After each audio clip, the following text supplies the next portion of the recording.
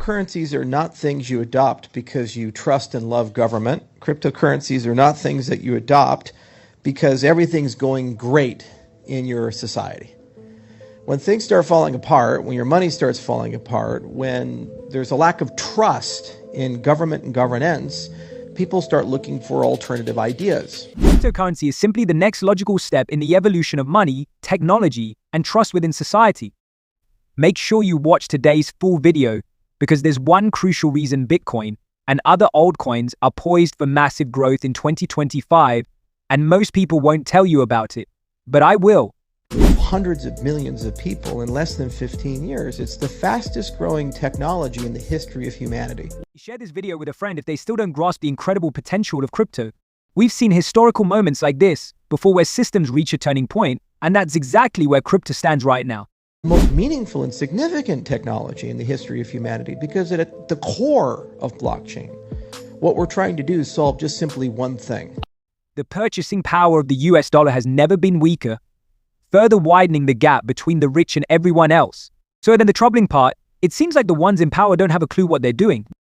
US banks are now holding unrealized losses 7 times greater than during the 2008 financial crisis. In the turn of the 19th and 20th century, all these new political systems formed because they didn't really like kings and queens. So you had the rise of fascism and communism, and you had the rise of alternative governance concepts, cooperatives, communes, new types of dictatorships, new types of monarchies. When you look at the 21st century, we're in another inflection point in society globally. The consequences of globalization have created a world where those who have are doing very well.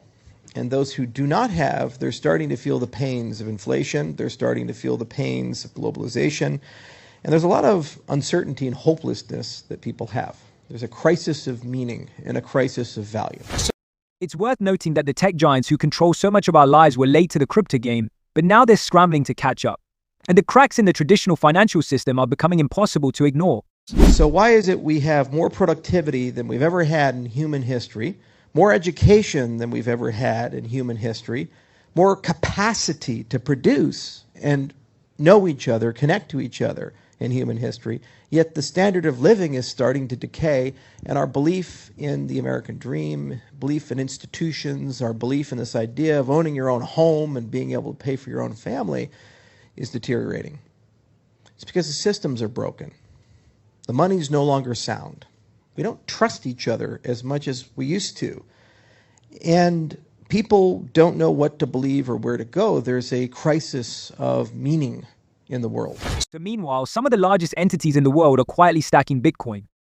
Just recently, US Bitcoin ETFs added over 4,000 BEC on the 18th and more than 7,000 BEC on the 17th. And remember, only 450 Bitcoin are mined daily. So this growing imbalance will inevitably trigger a supply shock as demand is outpacing supply at an alarming rate. Google and Microsoft and Facebook and Amazon and BlackRock and a dozen or so others basically control all the money, all the technology, all the media, everything you see, everything you touch. They own America. That's the reality. It's why Boeing can get away with what it does and never face any consequences. It's why Pfizer does what it does. And anybody who tries to change this, they're basically delegitimized as people. So why are we so passionate about who gets to sit in the owned chair? Why don't we ever ask the question, how do we get rid of the ownership behind that chair? Because our founding documents said that's not supposed to happen. The only way you can change that is you have to change the system. These people are powerful because they're middlemen. They own the middlemen. Google owns all your data. Facebook owns the marketplace. Microsoft owns all the infrastructure, the plumbing, as does Cisco and a few others, for how you get your data moved around and the operating systems that run on it. And they have all the intellectual property. And that's why they're worth trillions of dollars. That's why they have hundreds of thousands to millions of employees. That's why they're more powerful collectively than a nation state. If you're already in crypto, the signs couldn't be more bullish. We can pretend it doesn't happen, or we can say, how do you build infrastructure that doesn't have middlemen? This is the economic side of the cryptocurrency industry. This is the magic of what we're doing. recent interview on the David Lynn channel, and I'll show you a quick clip from it. We both know that the only strategy central banks and governments have used since 2008 is to print their way out of financial crises, and they're not stopping now. And it's a sequence of populist monetary and fiscal policy since 2008. And we are likely to continue to get a sequence of that populist fiscal policy going forward. Sorry, what is a populist monetary policy? Populist monetary policies is socialist monetary policy, the policy that won't allow big banks to fail.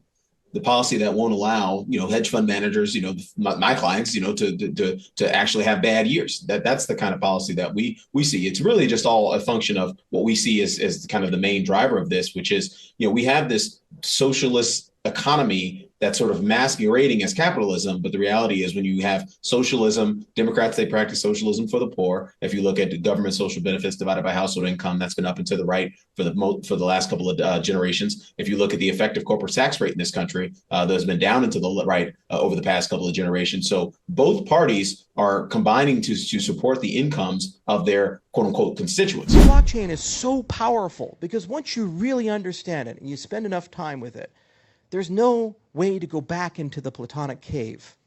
You can't.